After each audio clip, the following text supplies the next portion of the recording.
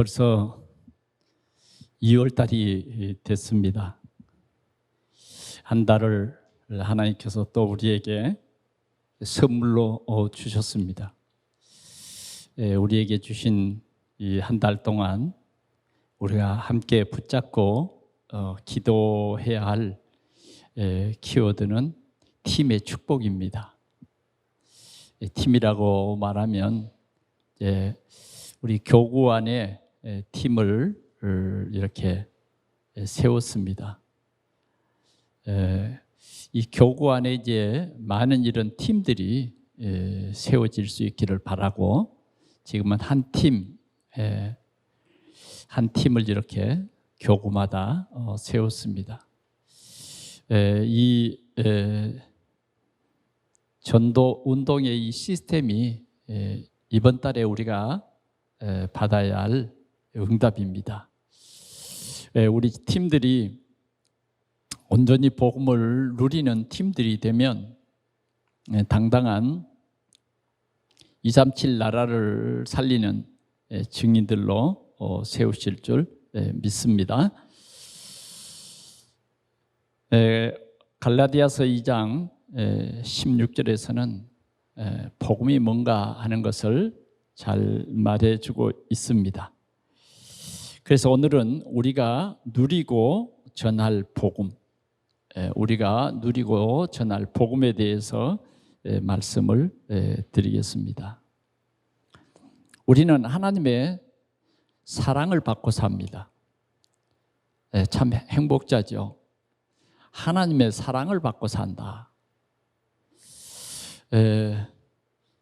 이게 우리 하나님의 은혜입니다. 요한복음 3장 16절에 보니까 하나님이 세상을 이처럼 사랑하사 독생자를 주셨으니 이는 저를 믿는 자마다 멸망치 않고 영생을 얻게 하려 하심이라. 하나님의 사랑이 우리에게 이렇게 나타났어요. 로마서 5장 8절에 보니까 우리가 아직 죄인 되었을 때에 그리스도께서 우리를 위해서 죽으심으로 하나님께서 우리에 대한 자기의 사랑을 확증하셨느니라. 우리가 하나님의 사랑을 받을 만한 그러한 어떤 것이 있어서 사랑한 것이 아니라 하나님이 아직 우리가 죄인 됐을 때 우리를 사랑했다고 말이죠. 그러니까 무조건적인 사랑입니다. 하나님의 무조건적인 사랑을 우리는 받은 것입니다. 근데 그 사랑이 어떤 사랑이냐? 자기의 독생자를 저와 이제 여러분들의 죄 문제를 해결하시기 위해서 세상에 보내신 거예요. 세상에. 여러분, 우리가 우리 자녀들을 군대에 보낼 때 마음이 어떠던가요? 안 보내고 싶잖아요. 그렇죠? 아마 그 논산 훈련소에서 사랑하는 자녀들을 그 훈련소에 두고 이렇게 돌아설 때에 참 부모의 마음이 굉장히 아프잖아요. 열을 서서 막 씩씩하게 구령을 맞춰서 걸어가는 모습을 뒤로 하고 이제 돌아선단 말이에요. 근데 참 마음이 아프고 우리 아들은 저 군대를 안 갔으면 좋겠다. 그런 마음이 들어요. 또 거기다가 전방에 이렇게 또 떨어졌다. 그러면 더 마음이 많이 아프죠. 그게 이제 아들 낳아본 사람의 마음이에요. 독생자를 그것도 죄인들을 위해서 세상에 보내셨다. 세상에 보내신 것까지도 괜찮아요. 많은 고난을 당하게 했어요. 죄 없으신 자기의 독생자가 아주 죄인이 된 거예요. 죄를 대속하시기 위해서 스스로 죄 없으신 그분이 죄인이 되어지는 거예요. 아니, 죄를 그냥 지어서 죄인이 된 게 아니라 죄 없는데 죄인의 누명을 받아 쓰신 거예요. 그래서 결국은 십자가에 죽으셨다. 죽는 자리에까지 내주셨어요. 이 하나님의 사랑입니다, 여러분. 이 하나님의 사랑이 왜 이런 사랑이냐면 반드시 죄 때문에 죽어야 할 우리를 이 죄에서 건져주시기 위해서 대신 자기 아들을 죽는 자리에 내어준 거예요. 여러분 그럴 수 있어요? 그럴 수 있겠냐고요? 여러분들에게 만약 그런 일이 벌어진다고 하면 생각해 보겠습니다 이렇게 할 거 아니에요? 그건 뭐예요? 안 돼요. 나는 안 돼요. 예, 뭐 그 아들은 우리 집의 유일한 독자입니다. 안 돼요. 그러면 10명의 아들이 있으면 이건 큰 아들은 이래서 안 되고 작은 아들은 이래서 안 되고 여러분들은 틀림없이 못 줍니다. 자, 주님은 우리를 위해서 독생자를 주셨어요. 그래서 우리의 모든 문제를 해결했어요.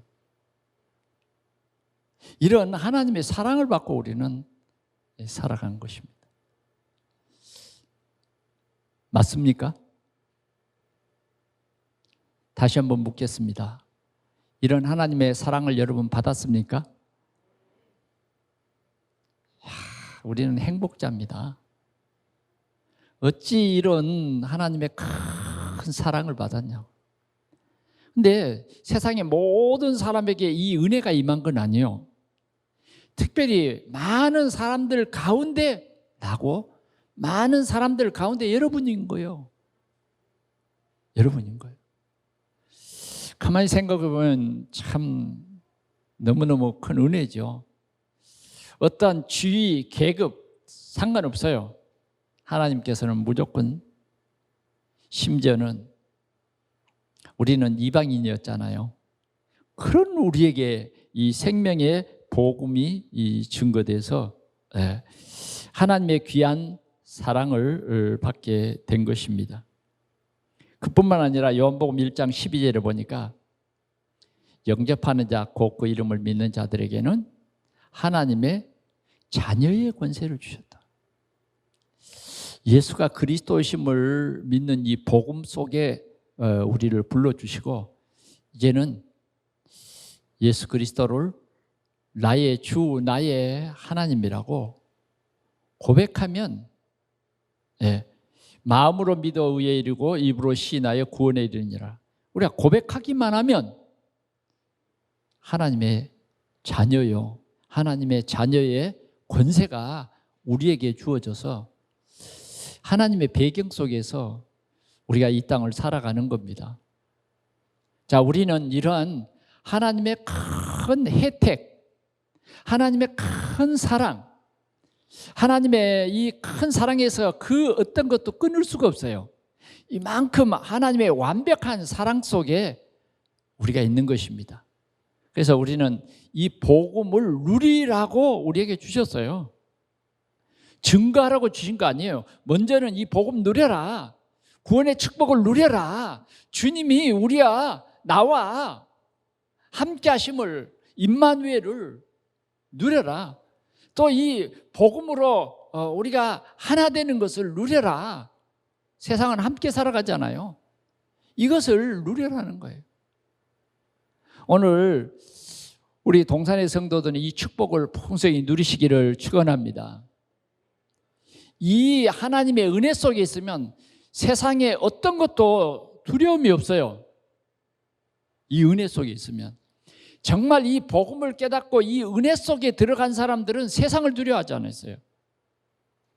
세상을 두려워하지 않았다. 하나님이 우리를 이 은혜 가운데 불러주신 것입니다. 그래서 오늘 우리는 이 복음을 누리는 우리 동산교회 성도들이 되시기를 축원합니다. 가장 행복한 여러분들 되시기를 축원합니다. 그런데 만약 우리가 이 복음, 우리에게 공평하게 다 지금 여기 앉은 여러분들에게 공평하게 이 복음을 주셨는데 어떤 사람은 이 복음이 누려지지 않는 거예요. 이 복음이 내 복음이 안 되는 거예요. 예수 그리스도 모든 문제 해결자. 그래 나에게는 문제가 되지 않는 이것이 누려지는 건데 불신자와 똑같이 그렇게 우리가 염려와 걱정 속에 살아간다고 하면 예. 뭔가 우리가 복음을 그냥 입술로만 고백은 했지 진짜 이 복음이 나의 복음 되지 못하고 이 복음으로 각인 뿌리 체질이 바꿔지지 않으면 그냥 교회 다니는 겁니다. 교회 다니는 사람 많아요. 그래서 결국은 이 복음 누리지 못하면 우리 한계가 와서 교회 다녀도 답도 없고 예배 드려도 답도 없고 교회 안 나오게 됩니다. 그러나 참 복음을 누리면 참 복음을 누렸던 초대교회는 막을 수가 없었다니까. 막을 수가 없어요. 참 복음 가진 자는요, 그 누구도 막을 수가 없어요. 왜? 순교하면 더 영광스러운 하나님의 나라를 바라봤다니까요. 그런 큰 소망, 그런 큰 기쁨으로 스데반은 참 복음 누리기 때문에 뭐라 그랬냐? 하늘 문이 열리고 하나님 우편에 우리 주님께서 서신 것을 보노라. 그걸 누가 복음 이해 못한 사람들은 그 말이 무슨 말이지? 얼마나 비웃었겠어요. 정신 나간 소리 한다고 그러죠.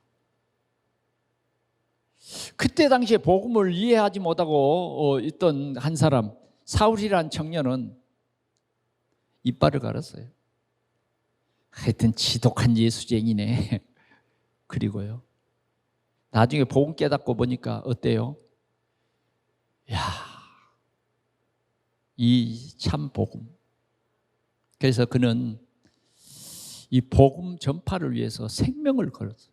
그래서 나의 달려갈 길과 주 예수께 받은 사명 곧 은혜의 복음을 증거하는 일을 마치려 하면은 나의 생명을 조금 더 귀한 것을 여기지 아니한다. 여러분, 참 복음 누리면 솔직히 뭐 이 코로나 그런 게 별로 문제 되겠어요? 뭐 제가 생각할 때는 그게 우리 신앙생활에 장애물이 절대 될 수가 없어요. 어쩌면 코로나가 시대로 인해서 막 비대면 예배 드린다 그러면요, 집에서 다 비대면이 아니요, 하나님과 대면이지.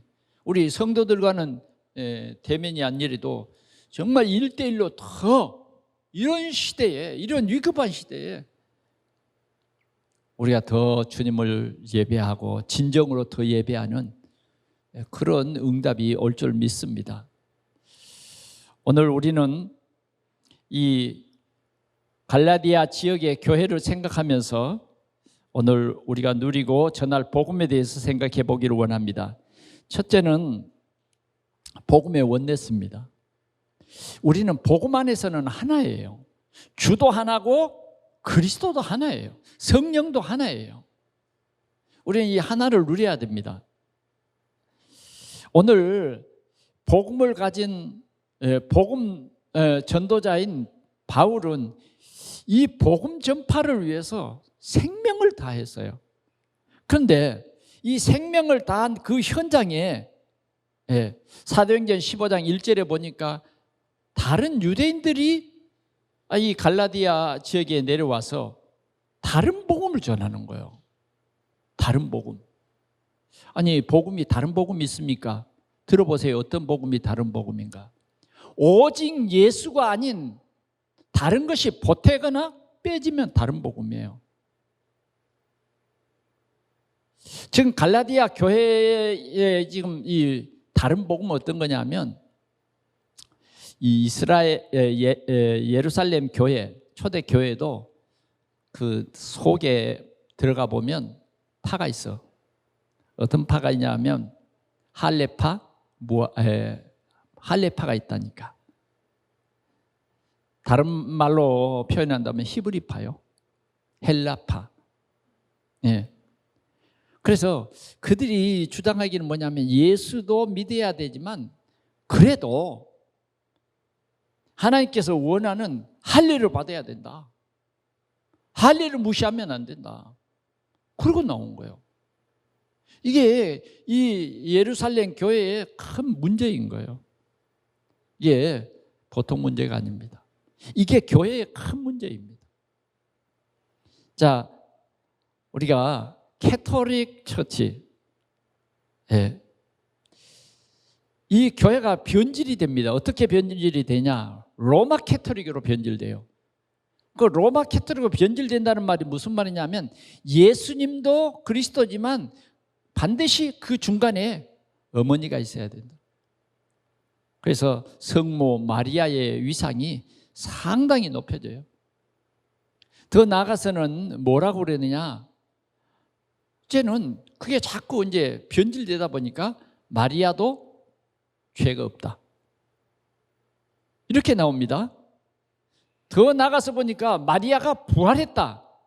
이렇게 자꾸만 교회를 오염시키고 교회를 무너뜨리는 거예요. 건물이 있다고 그 교회라고 보면 안 돼요. 복음이 무너진 것은 교회가 무너진 거예요. 수만 명 모이면 뭐합니까? 복음이 아닌 걸. 예. 그리고 늘 그들은 나 때문이요. 복음보다는 자꾸 다른 것이 강조되고 다른 것이 이 강단에서 선포되어질 때 그때부터 교회는 무너지는 것입니다. 오늘 이 유대에서 내려온 이 사람들이 지금 바울이 현장에서 복음 전한 이 갈라디아 지역에 와가지고 지금 다른 복음을 전하는 거예요. 그래 우리가 지난 시간에도 묵상을 했습니다만 바울이 뭐라 그러냐? 하늘의 천사라도 우리가 전한 이 복음 외에 다른 복음을 전하면 저주를 받아야 마땅하다. 아멘. 예, 오직 복음이어야 됩니다. 우리는 오직 예수여야 되는 거예요. 오직 복음이 증거돼야 돼. 그런데 이런 게 이 예루살렘 교회에 치유받아야 할 중요한 문제예요. 여러분 베드로가 고넬료의 집에 있었어요. 그래 기도 시간에 옥상에 올라가서 기도합니다. 기도하는데 하늘에서 큰 보자기가 내려오는 거예요. 보니까 거기에 뭐 이제 유태인들이 먹어서는 안 될 그런 것들이 막 그 보자기에 가득 차 있어요. 그 보자기가 베드로 앞에 탁 내리는데 하늘에서 소리가 있기를 베드로야, 얘 잡아먹어라. 잡아먹으라고 그러는데 보니까 잡아먹을 짐승이 아니요. 그래서 하나님, 나는 이런 부정한 것 안 먹어요. 이랬어요. 하나님이 야, 내가 준 것을 네가 왜 부정하다고 말하냐? 올라갔어요. 이러기를 거듭 3번 그랬다. 한 번만 해도 좀 그런 건데 3번이나 그러니까 얼마나 황당하겠어요. 그것도 기도 시간에 하나님이 환상을 보여주셨단 말이에요. 야, 이게 무슨 일이지? 예. 내가 먹으라는데 네가 왜 부정하다 말하느냐? 베드로가 생각하고 있는데 누가 밖에서 막 문을 두드리는 거예요. 알고 보니까 고넬료가 사람을 보내서 베드로를 예배에 초청한 거예요. 그런데 하나님께서 그 사람들을 따라가거라 이러시는 거예요. 자, 그래서 그 사람들을 따라갔어요. 따라가서 보니까 고넬료가 베드로 오기를 얼마나 사모하고 얼마나 기다렸든지 무릎을 꿇고 기다리고 있는 거예요. 대환영을 하는 거예요. 고넬료가 지금 백부장 아닙니까? 그래 베드로가 들어가면서 뭐라 그런지 아세요? 뭐라 그랬어요? 유태인들은 이방인들과 이렇게 하는 것이 위법인 줄 안다. 이게 우리 복음 가진 자의 잘못된 그 각인이에요. 뭔가 우리가 복음이 정확지 않으면요, 이런 다른 복음이 자꾸만 우리에게 많은 갈등을 가져다 주는 거죠. 그래서 고넬료가 자기가 받은 기도응답을 얘기합니다. 아니 제가 제 9시 기도 시간에 기도하는데 당신이 시몬 피장의 집에 있는 것까지 다 말씀해 주시면서 당신을 초청해서 말씀을 들으라고 하십니다. 그러니 베드로가 지금 어제 저녁쯤 본 환상이 머릿속에 지금 있잖아요. 그래서 예수 그리스도를 얘기했어요. 그랬더니 초대교회에 임한 그 성령이 그곳에 임해서 그 사람들이 다 세례를 받았단 말이에요. 이 소문이 이제 초대 교회에 본 교회에 이제 들린 거예요. 그래서 이제 막 물론 초대 교회의 이제 대표자가 베드로, 야고보, 요한 이 세 사람인데 이제 그 교회 안에 이런 사람들이 자꾸 이제 시비를 하고 교회가 자꾸 이런 것 때문에 문제가 생긴 거예요. 토론이 생겨요. 이게 이제 신학적인 문제인 거죠. 그래, 그들에게 얘기했어요. 나도 당신들과 같은 비슷한 생각은 있었는데 실은 이렇게 하나님께서 말씀하셨다. 그때에 이제 그 예루살렘 교회가 하나님께서 이방인에게도 이렇게 역사하시는구나. 우리는 정말 우리 생각이 복음으로 바꿔져야 돼요. 복음으로 바꿔지지 않으면 이 원네스가 안 된다니까. 우리는 오직 복음으로 바꿔져야 할 줄 믿습니다. 오늘 우리가 사도행전 2장에 보니까 바울이 지금 두 번째로, 첫 번째는 이제 안디옥 교회에서 헌금을 해가지고 예루살렘 교회를 방문해서 헌금을 전달했고, 두 번째는 지금 이제 오늘 이 바나바와 함께 디도를 데리고, 제자죠. 디도는, 바나바는 동역자고요. 디도를 데리고 예루살렘 교회에 방문을 했어요. 왜 방문하려고 했느냐? 왜 방문하려고 했느냐면 여러분들이 가진 성경 오늘 2장 2절을 한번 같이 보겠습니다. 계시를 따라 올라가 내가 이방인 가운데서 전파하는 복음을 그들에게 제시하되 유력한 자들에게 사사로이 한 것은 내가 다름질하는 것이나 다름질한 것이 헛되지 않게 하려 함이라. 다르시 말하면 이렇게 교회 회중들 다 모아놓고 얘기한 것이 아니라 이제 교회의 중요한 사람들을 만나 사사로이 개인적으로 바울이 전한 복음에 대해서 얘기한 것입니다. 우리가 참 복음으로 우리는 소통돼야 돼요. 그래서 정말 흑암 세력이 교회 안에 꺾여야 된다고 말이죠. 그래서 오늘 바울은 그 자기가 현장에서 복음 전하고 했던 것을 오직 예수가 그리스도라고 그 오직을 얘기한 거예요. 절대 이 할례라든지 이 율법은 복음이 아니다는 거예요. 율법으로 말미암아 의롭게 되는 일은 없다는 거예요. 그것을 얘기했어요. 그랬더니 이제 이런 중요한 교회 대표들이 이해를 어떻게 했느냐? 그렇구나. 베드로는 하나님께서 유대인들에게, 다시 말하면 할례자들에게 이 생명의 복음을 전하라고 하나님이 사도로 세우셨고, 오늘 저 사울이라고 하는 바울은 하나님께서 무할례 이방인들에게 복음을 전하라고 하나님께서 세우셨구나. 다시 말하면 각각 다른 현장이지만 전하는 것은 뭐예요? 오직 예수다.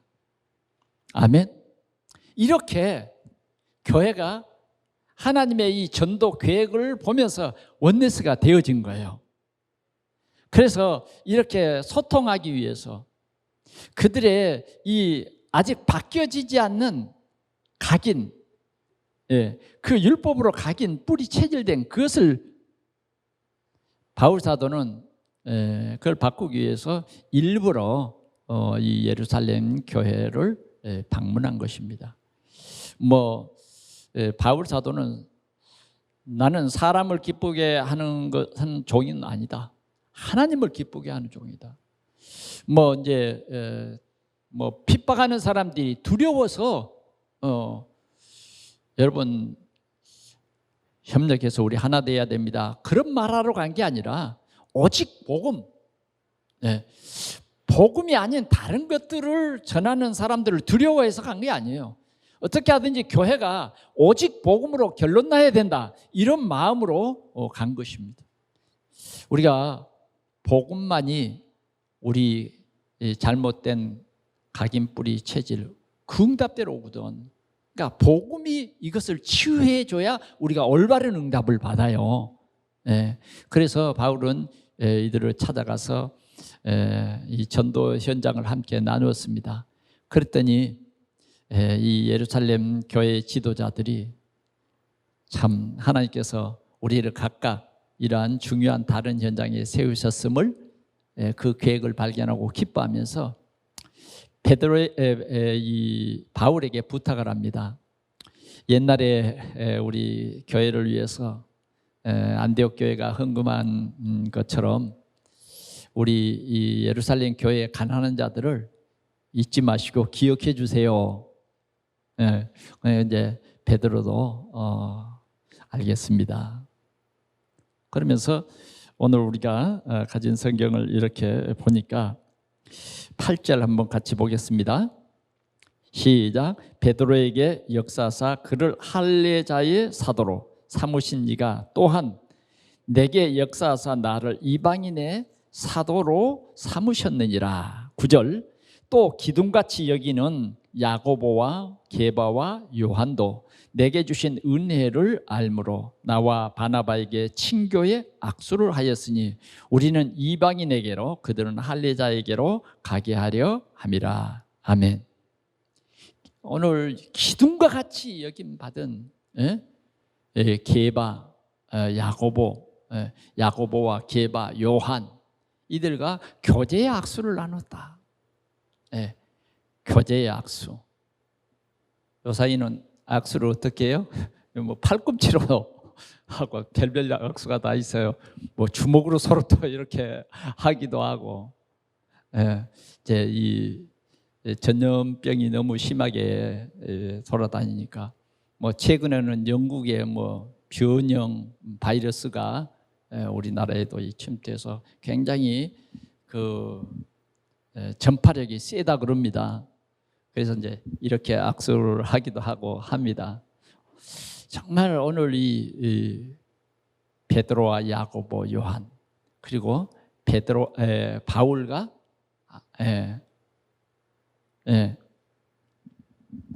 이렇게 악수를 하고 떠나는 것을 볼 수 있습니다. 정말 우리 교회가 어떻게 하든지 우리는 복음의 원네스를 누려야 할 줄 믿습니다. 그래서 복음 가진 우리 교회도 3팀이 각 교구에 세워져서 온 교구 안에 복음화가 돼야 돼요. 복음화가 될 때에 굉장한 강한 힘이 있습니다. 초대교회가 복음화가 되니까 어떤 유대인의 세력도 막지 못했잖아요. 우리가 피언약 잡고 원네스를 누리면 기적이 일어납니다. 하나님의 법궤를 따라 원네스가 되니까 요단강도 갈라져 버리잖아요. 하나님의 기적의 역사를 주세요. 여리고가 그렇게 강한 성이지만 우리가 언약 잡고 하나가 딱 돼버려요. 절대 복음에 다른 말 하지 말아라. 일이 좀 빨리 진행이 안 돼도 복음 외에 다른 말 하지 말고 기다려라. 하나님의 방법대로요. 그렇게 해서 일에 되는 날 7바퀴 돌고 큰 소리 쳤어요. 그랬더니 무너졌잖아요. 우리 동산교회는 언약의 백성들입니다. 그래서 여러분, 우리는 오직 예수예요. 오직 예수. 우리의 어떤 행위가 아니라고요. 정말 우리는 어떤 과거의 그런 잘못된 각인에서 우리는 빨리 벗어나야 돼요. 내 속에 과거에 잘못된 것이 박혀 있는 것을 우리는 진짜 복음 앞에서 깨달아야 돼요. 그래서 복음으로 치유돼 버리면 성령이 역사해요. 그래서 성령의 강한 능력이 우리를 통해서 나타나서 진짜 전도운동이 우리 동산교회를 통해서 일어날 것입니다. 정말 우리는 어떤 가운데서도 전도자의 마음을 잃지 마시기를 축원합니다. 저희 집이 이제 그 아파트에 살다가 이제 지난 주간에 우리 문화센터로 이사를 왔습니다.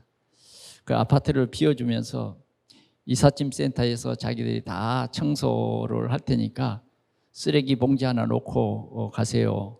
그랬어요. 그래 저는 그 다음 날 그 집을 그 걸레 하나를 들고 갔어요.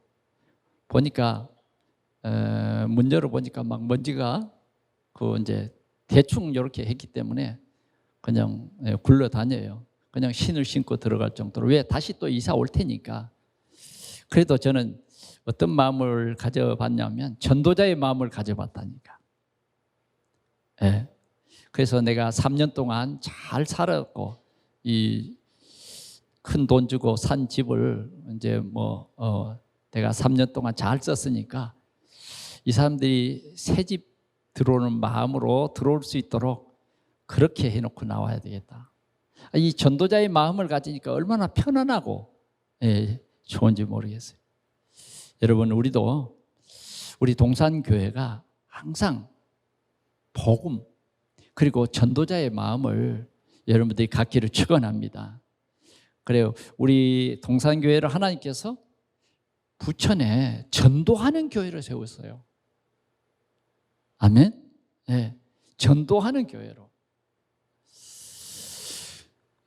어떤 우리가 교회의 이미지가 있고 개인의 이미지가 있잖아요.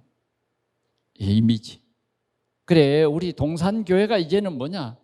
진짜 그 복음의 이미지 속에 있습니다. 그래 우리는 바울처럼 우리는 오직 그리스도를 누리는 우리 동산교회가 되어질 수 있기를 축원합니다. 이런 팀들이 세워져서 하나님께 영광을 돌리기를 축원합니다. 두 번째는 오직의 믿음입니다. 오직의 믿음. 모든 사람들의 영적 상태를 우리는 봐야 합니다. 모든 사람들의 영적 상태는 로마서 3장 23절에 말한 것처럼 모든 사람이 죄를 범하였음에 하나님의 영광에 이를 수 없다. 이게 모든 사람들의 영적 상태예요. 자, 복음 깨닫지 못한 이 이스라엘 백성들의 이 유명한 기도가 있어요. 그게 이제 뭐냐면 첫 번째, 하나님, 나를 저 이방인으로 태어나지 않게 하심을 감사합니다. 이게 첫 번째 유대인들의 감사 기도예요. 난 저 이방인으로 태어나지 않게 하심. 이방인으로 태어나고 싶어서 태어납니까? 그래, 유대인으로 태어난 것을 감사한 거예요. 두 번째는 종으로 태어나지 않음을 감사합니다. 세 번째는 여자로 태어나지 않음을 감사합니다. 참 기분 나쁘죠, 우리 여자들. 유대인들은 그런 사상.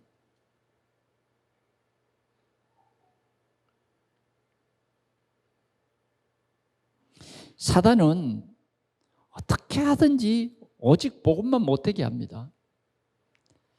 사단은 어떻게 하든지 이 복음 누리지 못하게 해요. 그래서 복음을 듣는 귀를 막아버리기도 하고요.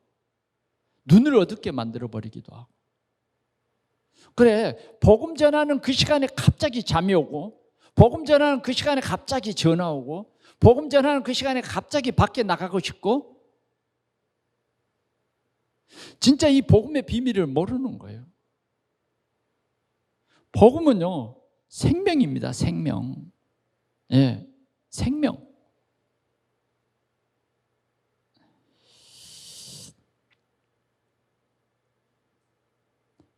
하나님께서 우리에게 복음을 주셨어요. 이 복음이 아니면 안 되죠. 여자의 후손으로 메시아를 보내주겠다. 그래서 우리를 구원한다는 하나님의 큰 그 구원 계획을 세우시고 말씀하셨어요. 이스라엘 백성들이 애굽에 400년 동안 빠져나올 수 없는 노예로 살았다고요. 그런데 하나님께서 모세를 통해서 보여주셨어요. 어떤 방법으로도 못 빠져나오는 거예요. 다시 말하면 티끌을 날렸더니 이가 돼가지고 모든 애굽 사람들에게 그냥 임했어요.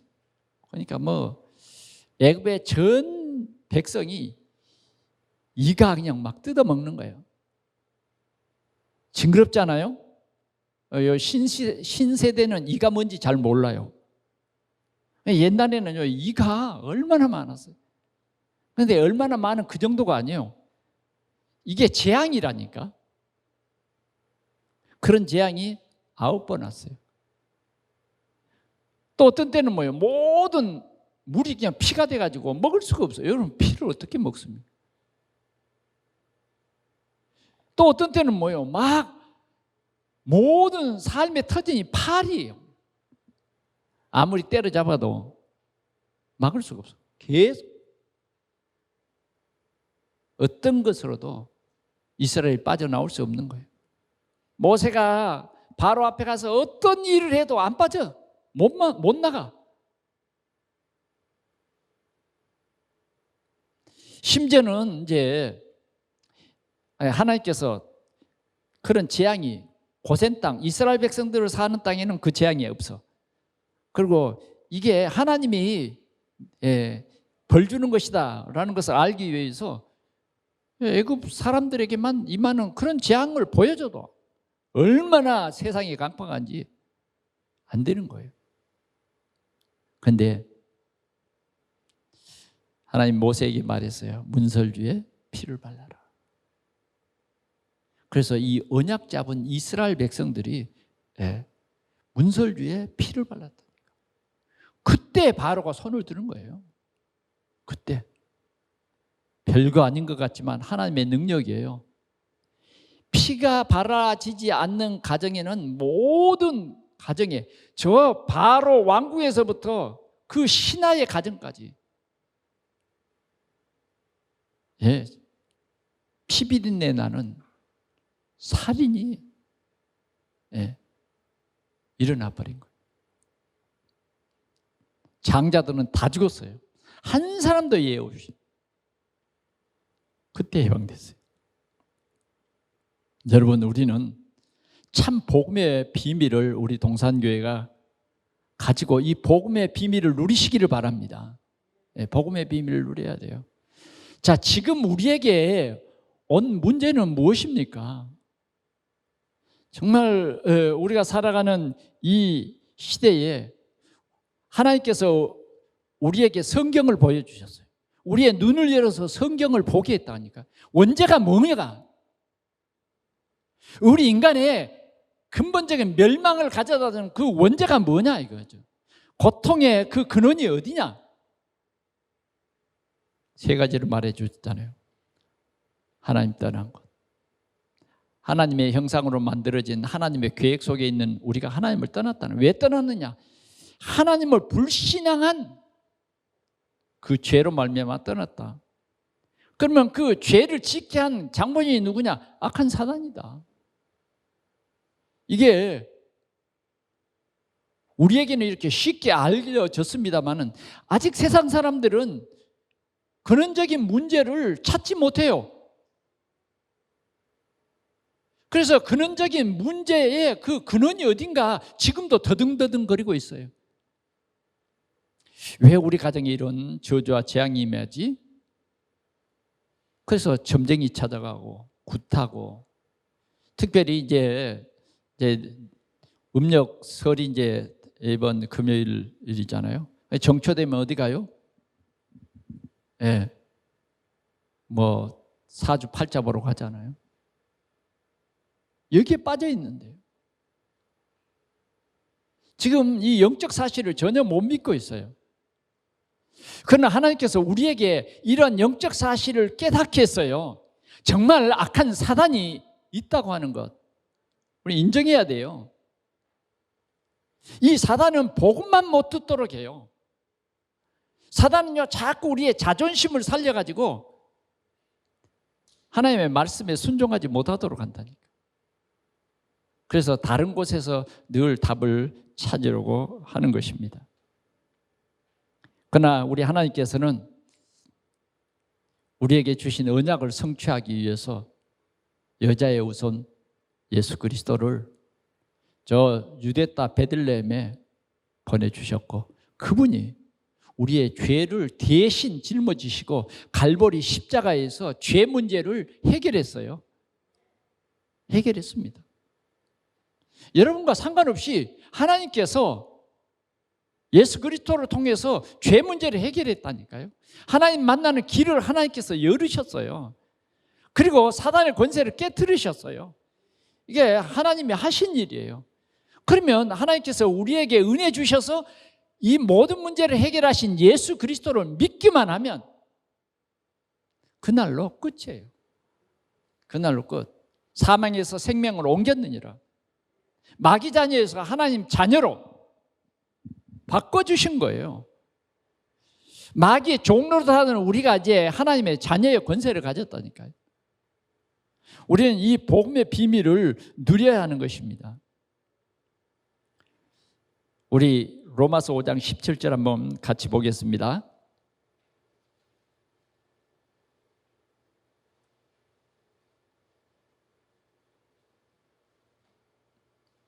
로마서 5장 17절 15절에서부터 쭉 보면 다 우리가 너무 복음에 대한 확실한 말씀을 했습니다만 17절 한 사람의 범죄로 말미암아 사망이 그 한 사람을 통하여 왕노릇하였은즉, 사망이 왕노릇하는 거예요. 한 사람을 통해서.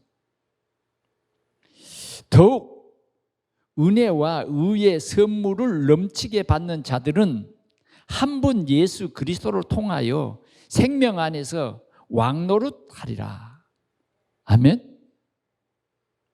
하나님께서 오늘 우리에게 넘치는 은혜를 주셔서 예수 그리스도 안에 있는 이 생명, 이것을 우리에게 주신 거예요. 오늘 우리 동산의 성도들이 이 예수 그리스도를 풍성히 누리시기를 축원합니다. 그래서 우리 동산의 성도들은 정말 이 구원의 확신 누리는, 예수 그리스도를 누리는 우리 성도들이 되기를 축원합니다. 정말 우리가 이 좋은 복음 못 누리면 안 돼요. 마태복음 16장 16절 주는 그리스도시오. 모든 문제 해결자시오. 그분은 하나님의 아들이다. 우리는 이 복음의 이 비밀을 가지고 있습니다. 모든 문제 해결이라니까요. 여러분 안 된다 아니에요. 그리스도가 부족합니까? 그리스도가 귀신 같은 그리스도예요? 아니지 않아요. 전능하신 하나님이라고요. 전능하신 하나님. 그 전능하신 하나님인 것을 우리에게 알려주셨어요. 바다의 바람을 누가 잔잔케 하실 수 있어요? 주님만이 바다야 잔잔하라 하는 거예요. 주님은 깊은 곳에 그물을 내려 고기를 잡으라. 물을 부어 하늘까지 채워라. 아구까지 채워라. 떠다 연회장에 갖다 주어라. 갖다 주었더니 연회장이 그 포도주 맛을 탁 보고는 신랑을 불러가지고 얘기했어요. 사람마다 먼저 좋은 포도주를 내는데 어찌 당신들은 이렇게 좋은 포도주를 이제야 냅니까? 신랑은 잘 몰랐어요. 그러나 물도온 하인들은 알더라. 물도온 하인들은 알더라. 정말 우리 동산교회 성도들이 이 복음 못 누린다는 것은 억울한 일입니다. 틀림없이 이 복음 못 누리는 것은 우리의 각인뿌리 체질이 안 바뀌었거나 아직도 우리 마음속에 내가 주인 된 거예요. 복음이 문제가 있는 건 아니에요. 자꾸 하나님의 주신 은혜를 거절하기 때문에 하나님께서는 우리에게 늘 은혜를 주십니다. 성취될 말씀을 주세요. 그래서 우리는 하나님의 복음 누릴 자예요. 아멘? 예. 여러분들이 진짜 복음 안에서 10년을 살고 20년을 살면 달라요. 우리 후대가 달라진다고요. 분명히 달라집니다. 저는 그거 확신합니다. 제가 증인이에요. 제가 증인이에요. 주님은 우리에게 28장 20절에 말했어요. 너희는 가서 모든 민족에게 이 그리스도를 전해서 제자 삼아라. 우리의 응답 중에 응답이 복음 제자 삼는 거예요. 여러분 이 눈 뜨시기를 바랍니다. 여러분들이 이 2월 달에 붙잡은 이 키워드, 이 팀의 응답을 누리세요. 우리가 이 팀이 힘을 얻으면 하나님께서 붙여주십니다. 제자 될 사람을 붙여주세요. 힘을 얻을 수 있기를 축원합니다. 마지막으로요, 오직의 삶입니다. 이제 복음 가진 우리는, 복음 누리는 우리는 오직의 삶이 돼야 돼요. 19절에서 20절입니다. 19절 한번 다시 보겠습니다. 갈라디아서 2장 19절 같이 봅니다. 시작. 내가 율법으로 말미암아 율법에 대하여 죽었나니 이는 하나님에 대하여 살려 함이라. 우리는 율법에 대해서 죽었어요. 우리는 끝났어요. 자, 그러면 20절 보겠습니다. 내가 그리스도와 함께 십자가에 못 박혔나니 그런즉 이제는 내가 산 것이 아니요 오직 내 안에 그리스도께서 사시는 것이라. 이제 내가 육체 가운데 사는 것은 나를 사랑하사 나를 위하여 자기 자신을 버리신 하나님의 아들을 믿는 믿음 안에 사는 것이다. 믿음 안에 사는 거예요. 우리가 지금 갈라디아서 2장 20절 이걸 또박또박 읽고 여러분들이 또 쓰고 생각해 보세요. 아멘. 저는 오늘 이 말씀을 생각하면서 로마서를 충분히 이렇게 읽었어요. 네. 정말 오직의 복음을 깊이 우리는 내 마음속에 각인뿌리 체질을 시켜야 하는 것입니다. 여러분, 구원받은 자야, 세상에는 구원받지 못한 자 두 분류의 사람이 있습니다. 구원받은 자는 어떤 사람입니까? 예수 그리스도를 나의 주, 나의 하나님으로 내 마음속에 영접한 사람입니다. 하나님의 주신 은혜의 복음을 거절하지 않고 그 은혜의 복음을 받아들이기만 하면 되는 거예요. 지금도 우리 문 밖에 서서 우리의 마음 문을 두드리고 계십니다. 누가? 그리스도께서. 도적이 오는 것은 죽이고 멸망시키려는 것뿐이요 내가 온 것은 양으로 생명을 얻게 하고 더 풍성히 얻게 하려 하십니다. 오늘도 주님이 원하는 것은 오직 복음. 이게 네게 준 선물이야. 그리스도 예수 안에 있는 자에게는 결코 정죄함이 없습니다. 그리스도 예수 안에 있는 사람은 지옥 안 갑니다. 그리스도 예수 안에 있는 자는 운명사주팔자에서 해방됐어요. 그리스도 예수 안에 있는 사람 주님이 함께합니다. 우리는 이런 축복을 누려야 되겠습니다. 오직의 삶을 사는 우리는 참 열매 맺는 자의 삶을 삽니다. 그리스도 예수 안에 있는 이런 사람은 열매를 맺도록 되어 있다니까. 시편 1편에 보면 이렇게 말씀했어요. 복 있는 사람은 악인의 길을 쫓지 않냐며 죄인의 길에 서지 아니하고 오만한 자의 자리에 앉지 아니하느니라. 복 있는 사람은 그렇게 돼 있어요. 그러면서 뭐라 그러냐 3절에 보니까 저는 시냇가에 심은 나무와 같이 시절을 쫓아 열매를 맺는다. 우리는 이제 우리가 시냇가에 심어져야 됩니다.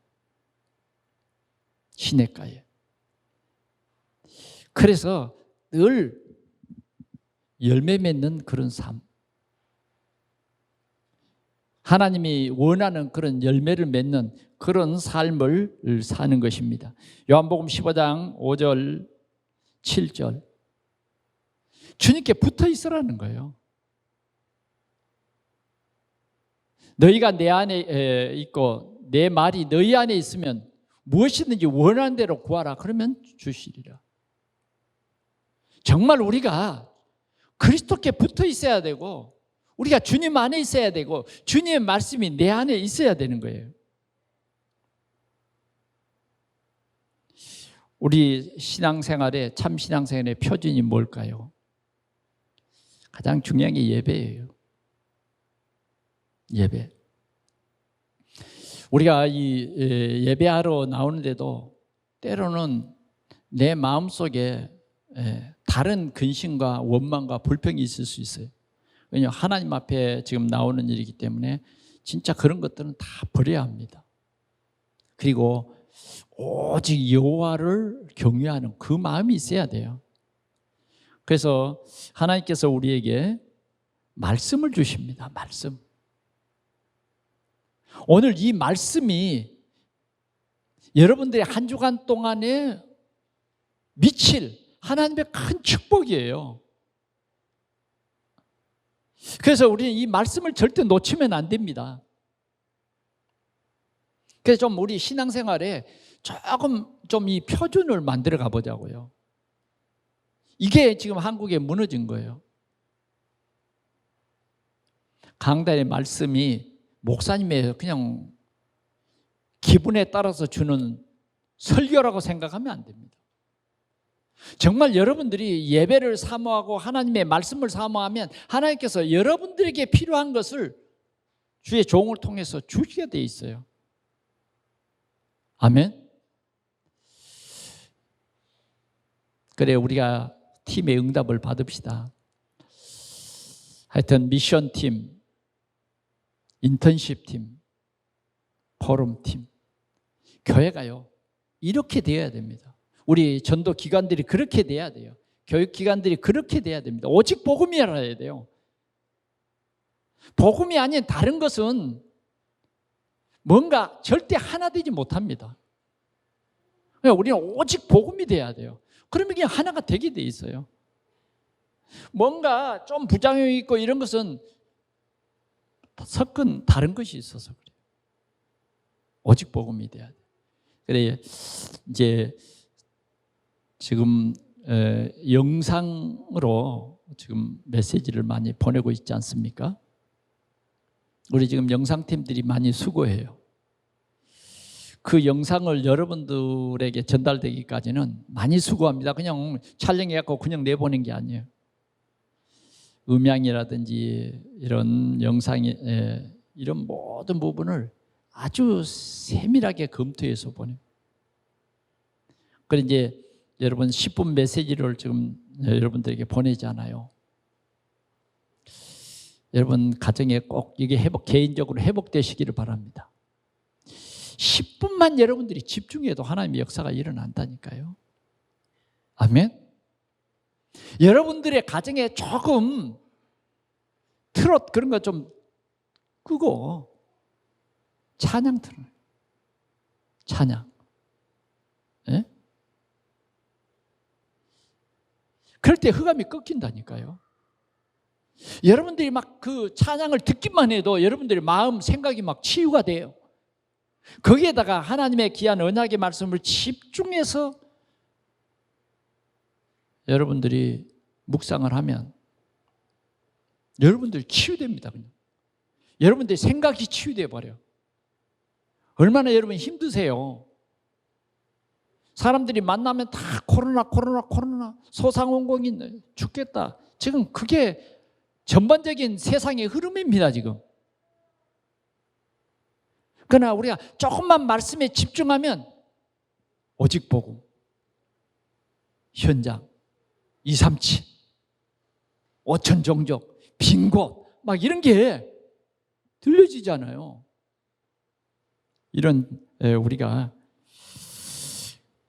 오직 성령 충만함을 받아서 생명 살리는 우리 동산교회가 되시기를 바랍니다. 우리가 오직 복음으로 결론 나면 우리가 복음 누리고 또 이러한 복음 전하는 현장을 하나님께서 주십니다. 결론으로 말씀드립니다.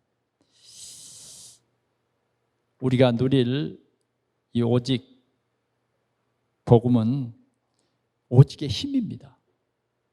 힘이 있어야 누려지죠. 그 힘을 우리는 회복해야 되겠습니다. 그게 뭐냐? 오직 복음은 주님이 영광의 보좌를 버리고 우리에게 함께 하시기 위해, 우리 문제를 해결해 주시기 위해서 나와 함께 계신다. 이게 힘이에요. 하나님이 나와 함께 계셔. 이게 다윗의 힘이에요. 너는 칼과 창이지만 나는 만군의 여호와가 나의 힘이야. 나와 함께 계셔. 꼭 이 고백을 하시기를 바랍니다. 하나님이 나와 함께 계셔. 여호수아야, 강하고 담대하라. 내가 모세와 함께 있던 것처럼 너와 함께 할게. 난 것입니다. 제외된 게 없어요. 모든 일에 주님이 나와 함께 하신다. 우리와 함께 하신다. 우리와 함께함을 누리는 우리가 원네스가 되어질 때에 그 힘은 세상을 변화시키고 가정, 가문을 변화시킬 수 있는 것입니다. 직장을 변화시킬 수 있어요. 우리가 이 힘이 없으면 자꾸 원망이 나와요. 너무 힘들어 지쳐요. 교회도 못 나와요. 힘이 없어서. 그러나 오직의 힘을 가진 사람은 당당히 우리가 여호와 앞에 나아갈 힘을 얻어서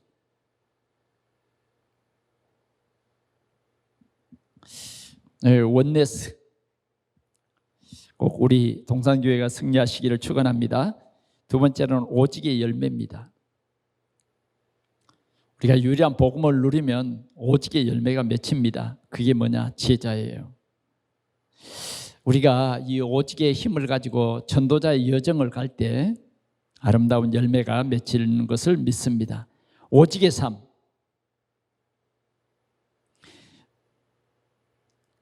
오직의 삶을 우리가 살아갈 때 영적인 CVDIP,